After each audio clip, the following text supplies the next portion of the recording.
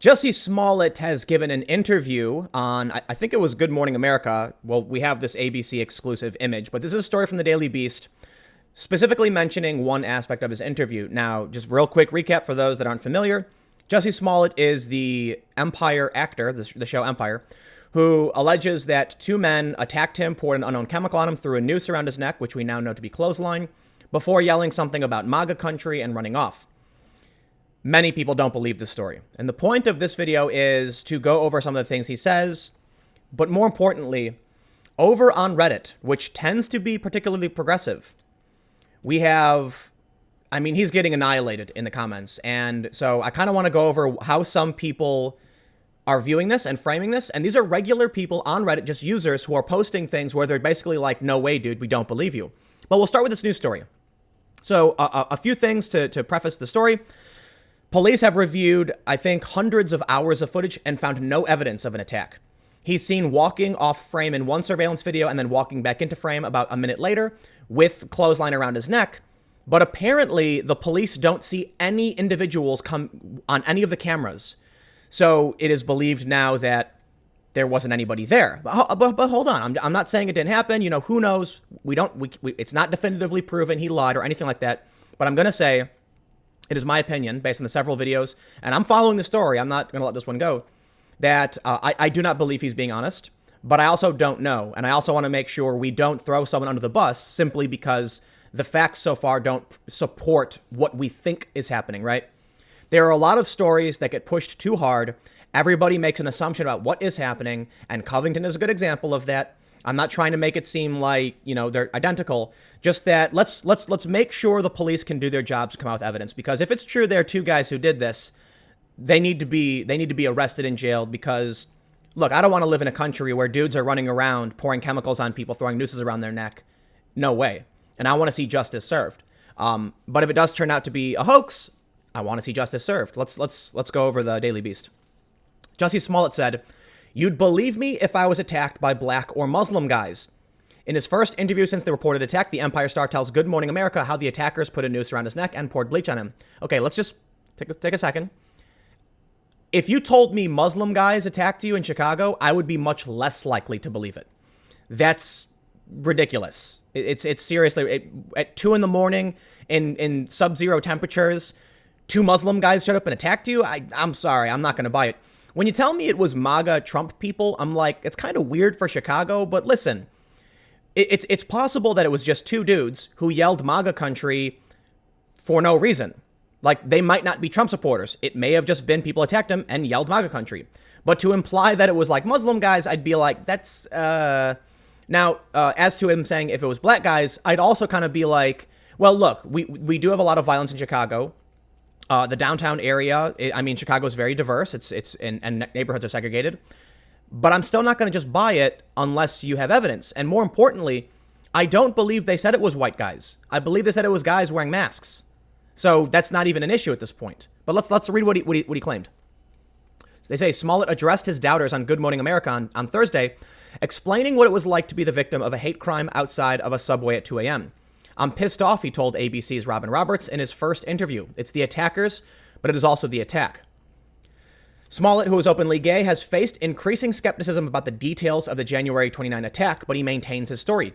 He says that a few hours after landing back in Chicago late night, he went searching for food, first to a Walgreens he thought was open all night, and then to a Subway where he had a sandwich and a salad. And I'm just going to point out, Subway is fantastic, and he made the right choice. I'm just being, I'm half kidding. I like Subway. On his way home, that was so pointless. On his way home, while he was on a call with his manager, he says they yelled Empire as he crossed the street and then repeated the call with homophobic and racial slurs. Then one of the men punched him. So I punched his ass back, the Empire star said. After tussling on ice, the two attackers ran off, leaving Smollett to discover that they had hung a noose around his neck and poured bleach on him in what was clearly a racial attack. He said, "I could only go off their words. Who says, homophobic slur, Empire, racial slur? This is MAGA country, ties a noose around your neck and then pours bleach on you, and this is just a friendly fight." Smollett has been called to defend his story after questions emerged about the timing of his events, as he described them, and suggestions that he was really out to try and pick someone up. Well, that's irrelevant. But let's get to the point where he talks about the social justice defense, we'll call it. He said, he decided to start talking about his attack to try and clear things up. He said, I have acknowledged the lies and the hate. And it feels like if I had said it was a Muslim or a Mexican or someone black, I feel like the doubters would have supported me much more, a lot more, he said. And that says a lot about the place that we are in our country right now. Well, okay, first, he supplied redacted phone records to the police. And they refused them, saying, no, we need you can doctor these. And they're redacted. We need the actual evidence. The other thing is, I do think it's fair to an extent to point out that there would have been a lot of people, if he said it was a Muslim guy, a Mexican, or someone black, you wouldn't have the left defending him. You would not. Absolutely. And there would be more staunch conservative types willing to defend him. But I think that's a small minority of people on the right who, are going to defend him. Especially if he claimed the MAGA country thing. If he said it was a Muslim guy who yelled MAGA country, nobody would believe him. Seriously. If he said it was a Mexican guy or a black guy who yelled MAGA country, no one would believe him. So that's the important point. When you add the MAGA country notion to the story, it doesn't matter what their race was. If they weren't white, literally no one would believe you. But let's so here's what's interesting, right? And I do this a couple times. We can look at Reddit, which is very progressive. Even right here it says, your comment will likely be removed if it is racist, bigoted, vitriolic, is gratuitously provocative or disturbing, breaks one of the other rules listed in the sidebar, extreme or repeat offenders will be banned. I don't think that's particularly extreme to tell people like, hey, follow the rules, don't be a dick. But you can clearly see like they take hate speech seriously, and that's less likely to be a conservative stance. More importantly, the Reddit audience is progressive and more likely to be left-leaning. But let's take a look at the top comment on this story. This is a rising story. I want to make something clear. We can see there's 69 comments. It's not like all the comments in the world. A rising story is gaining traction very, very quickly, right? So someone posted it and it's getting upvotes really, really fast. It's rising very quickly and will likely reach the front page of news. But let's see what the top comment says and just wait. It's not just the top comment. Reddit, they're not having this. So this person, God Emperor Beerus. Beerus is a reference to Dragon Ball, okay? And Beerus is a god. Emperor is probably a meme. His story makes absolutely no sense. He claims he was attacked outside a subway at 2 a.m. on one of the coldest nights of the year, was around minus 20 degrees that night, by two random people while he was talking to his manager on his phone. These two random people happened to be carrying a noose and bleach with them and shouted, "This is MAGA country," while attacking him. He chooses not to report this to the police until 45 minutes later, when he returns to his hotel and a friend convinces him to report it.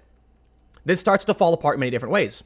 First, there was no physical sign of an attack except for the noose, and even his sandwich remained perfectly intact, despite his own statement to the police that he did not want to report the crime until almost an hour later when a friend convinced him. When the police arrived, he was still wearing the noose. He told the police that he didn't take it off because he wanted to preserve evidence of a crime he didn't want to report in the first place until he was convinced to do so almost an hour later. That's pretty good. This makes no sense. While Smollett was off camera for a few minutes, actually less than a minute, there was no one coming or going from that area captured by the surrounding cameras. At least it's what the police have said. It also happened to occur in one of the most camera-intensive areas of Chicago. Despite the police reviewing hundreds of hours of footage for an event could have only occurred within a few minutes time frame, they could not find anyone at all that even remotely resembled the described suspects. It's not like it was hard to pick them out in a crowd. It was 2 a.m. in Chicago in minus 20 degree weather. The streets were barren. There was absolutely no one walking around carrying rope and bleach at that time in the surrounding area. Literally, the only two people the police could find on the cameras were two black men who could not possibly be the suspects from Smollett's description. But not just that, they were walking away. Further, since it was minus 20 degrees outside, anybody outside would be wearing heavy winter clothing. It's pretty hard to imagine, but not impossible, that two hardcore MAGA supporters would recognize a C-list celebrity who normally lives in California, so not a local, that was bundled in winter clothes from Empire. Not only that, but they recognized him while carrying bleach and rope at 2 a.m. walking around random streets in Chicago. Oh my God. Really well done, random Reddit user, God Emperor Beerus. And we shrink this, and look at this. The next comment. Is it true that all but 60 seconds of his walk home was caught on different security cameras and there's no change in his appearance? I keep seeing that headline on social media, but it always links to non-reputable websites. Then people say, see what MSN won't report. The next person says, look at the facts that we know. There is literally no way his story is true the way he describes it. 0% chance. It simply did not happen the way he's describing, period. His best move is to just lay low and let the story be forgotten, but he instead decides to double down. I would think his PR people would be smarter. However, I think it's important that we don't let his story be forgotten. I hope it stays in the news until the truth comes out. This type of S is so intentionally divisive and pisses me off.